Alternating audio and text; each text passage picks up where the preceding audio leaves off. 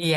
Eh, tadi sudah disampaikan oleh Bu Ika, saya akan mengantarkan nanti sebelum menuju ke Pak Rim sebagai moderator terkait dengan webinar seri satu.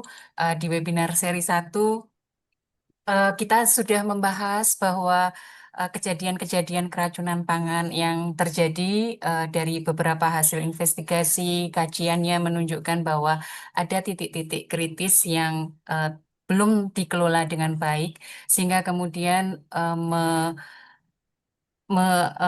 memicu untuk terjadinya kontaminasi dan kemudian akibat kontaminasi dan penanganan yang pangan yang belum baik itu kemudian menyebabkan kasus keracunan pangan ya. Nah, kalau kita lihat dari kejadian luar biasa keracunan pangan itu memang secara konteks namanya luar biasa keracunan pangan ya. Kalau yang biasanya seperti apa? Kalau biasanya ya kita kalau mengkonsumsi pangan tidak akan mengalami kesakitan ya. Kalau tadi Bu Ika menyampaikan yang ringan-ringan saja, tapi kalau dari sisi kesehatan seharusnya kalau mengkonsumsi pangan eh, sakit ringan pun mboten ya Bu Ika ya. Ya. Dan juga tadi sangat penting sekali yang digarisbawahi oleh Bu Ika bahwa saat ini memang ada kejadian yang terjadi lagi dan saya membayangkan beberapa kali misalkan kalau adik-adik sampai 2-3 kali mengkonsumsi dan kemudian mengalami keracunan pangan pasti akan ada kekhawatiran oh nanti kalau mengkonsumsi dan juga para orang tua ya kalau nanti mengkonsumsi apakah saya akan sakit lagi apa tidak ya. Jadi ada sisi rasa tidak aman kalau itu kemudian terulang kembali dan adik-adik mengalami kesakitan yang sama orang tua juga mengalami trauma sendiri untuk merawat anak yang sakit. Jadi memang menjadi tugas kita bersama untuk mengawal apa program ini supaya bisa tadi berjalan dengan baik dan kemudian kasus-kasus keracunan pangan ini bisa kita minimalkan. Dan berkaca pada yang ada di Jepang, itu mereka selain tadi, oh sekian banyak yang bisa disuplai, sekian banyak anak yang mendapatkan manfaat, tetapi juga ada indikator penting di situ adalah tanpa ada menyebabkan keracunan pangan. Yang kemarin Prof. Laksono sangat highlight di webinar yang sebelumnya bahwa untuk program MBG ini zero error itu harus kita tekankan bahwa tidak boleh ada keracunan pangan yang terjadi akibat mengkonsumsi pangan yang disediakan di dalam program ini. Dan kemarin juga dari eh, narasumber pertama, Prof. Lili, menyebutkan bahwa sebetulnya bakteri-bakteri dan juga agen yang menyebabkan keracunan pangan itu dekat sekali ya dengan kita ya. Salah satunya Staphylococcus aureus kemarin disampaikan. Yang kita tahu bahwa Staphylococcus aureus itu adalah bakteri yang tinggal secara alami di dalam kulit manusia. Nah, jadi ini adalah tantangan memang bagi para penyelenggara untuk tadi berkawan dengan baik ya dengan bakteri-bakteri yang ada di sekitar, melakukan mereka atau kemudian bagaimana supaya mereka tidak berkembang dan menyebabkan kontaminasi pada pangan yang kita sajikan.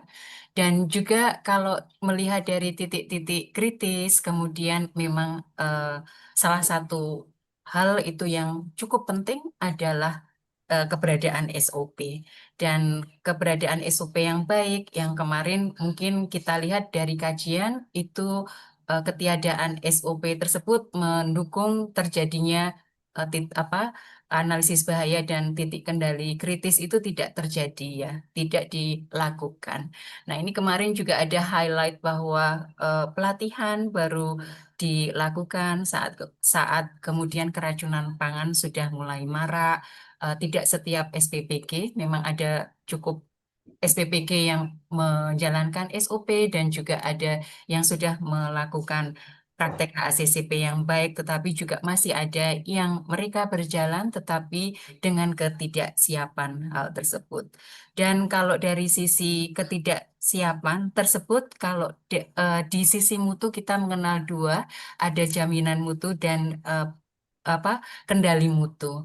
Ketika ketidaksiapan itu terjadi dan kemudian untuk diminta untuk menyediakan pangan itu sebetulnya kita sudah merencanakan apa kegagalan ya karena tadi mutunya sudah tidak bisa kita jamin. Nah, di sisi lain pengawasan yang akan menjadi kendali mutunya itu juga perlu di apa perkuat lagi dengan tadi melibatkan beberapa sektor penguatan-penguatan secara internal untuk tadi SOP di dalam HACCP itu bisa di apa implementasikan dengan baik. Dan tidak kalah penting juga di webinar yang lalu karena ini sifatnya dengan SPPG, modelnya adalah model top down, satu model dan apakah ini kemudian bisa apa fit untuk semua area. Kemarin juga didiskusikan sekolah-sekolah yang sudah mempunyai kantin yang baik, apakah kemudian juga dipus untuk menerima dari SPPG, apakah tidak lebih baik kemudian mengkapasitasi sekolah, kemudian mengintegrasikan dengan model yang ada. Jadi satu model yang kemudian diskalasi dalam apa secara luas yang ternyata kemudian mungkin tidak hanya satu model tersebut yang cocok ya.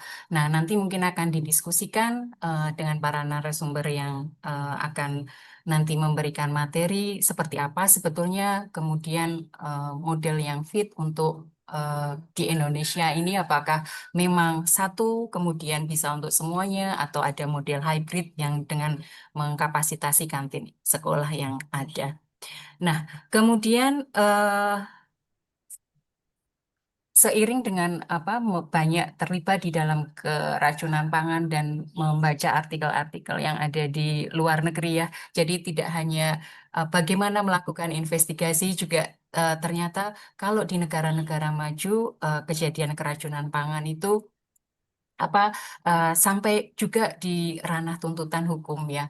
Jadi karena mereka mengakibatkan kerugian apa ada kesakitan yang terjadi dan kemudian untuk kesakitan tersebut para orang tua harus berkurang waktu produktifnya dan juga si anak juga demikian. Sehingga kemudian ada kerugian dari masing-masing individu dan bahkan kalau di luar apa tuntutan terhadap penyedia atau distributor atau yang memberikan pangan itu mereka sudah sangat advance ya. Dan juga kemudian kalau memang apa diputuskan oleh hakim, oh ini memang kesakitan karena pangan yang dikonsumsi disediakan oleh apa eh, salah satu shop atau salah satu apa eh, produk makanan, mereka memang kemudian akan memberikan ganti rugi.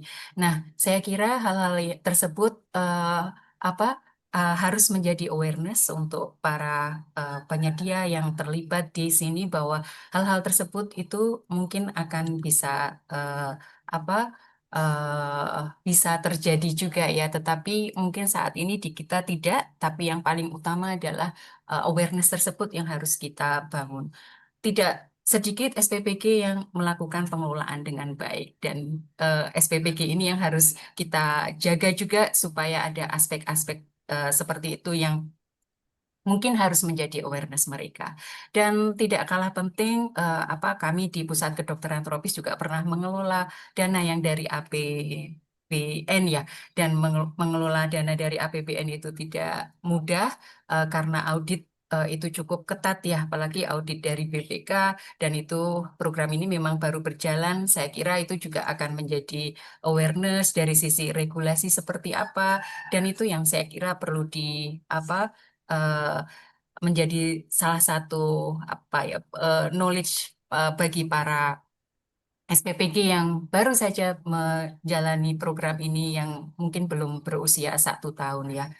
Dan eh, kalau yang di sisi kemarin lebih banyak di aspek kesehatan, mengamati bahwa tata kelolanya masih ada yang belum baik di webinar yang ini. Nanti kita akan mendiskusikan tentang apa saja yang tadi saya sampaikan, bahwa ada aspek hukum, kemudian aspek sosial, ini roll out-nya seperti apa. Apakah memang targeted yang anak-anak yang paling membutuhkan dulu memang yang sudah disasar, atau kemudian oh ini ternyata paling banyak masih berada di daerah Jawa, kemudian yang di lainnya belum ya. Nah nanti dari sisi sosial mungkin akan didiskusikan dan tidak apa yang tidak ketinggalan juga dari sisi ekonominya. Apakah kemudian yang kita berikan ini secara cost efektif? Tadi kalau ada model dengan integrasi, apakah itu lebih lebih fit dan kemudian dari sisi biaya juga bisa mendorong pemberdayaan ekonomi lokal dan juga bisa memperkuat sistem pendukung di tingkat ke sekolah. Dan program yang baik, saya kira apa salah satu aspek yang penting adalah keberlanjutan. Kita tidak ingin tadi dari aspek hukum, misalkan kemudian banyak terjadi kasus-kasus yang penyalahgunaan misalkan, dan kemudian itu menjadi menghentikan program yang tentu saja akan memberikan manfaat kepada anak-anak Indonesia yang membutuhkan sesuai dengan pembelajaran yang ada di Jepang dan di Korea. Mungkin itu salah pengantar dari saya, Mbak Putri. Semoga bisa memberikan awalan untuk nanti kita mendiskusikan bersama-sama terkait dengan eh, tata kelola dan akuntabilitas dalam perspektif hukum, sosial, dan ekonomi untuk perbaikan program MBG secara berkelanjutan di Yogyakarta. Terima kasih, saya kembalikan ke Mbak Putri dan mungkin saya ucapkan terima kasih Bu Ika sebagai agama tidak kurang-kurang selalu mendukung kami. Sami-sami Mbak Cika. Suara aja. Ya, Nggih. semoga niat baik kita juga bisa bermanfaat untuk yang lainnya dan selalu memberikan kebaikan kepada masyarakat. Amin.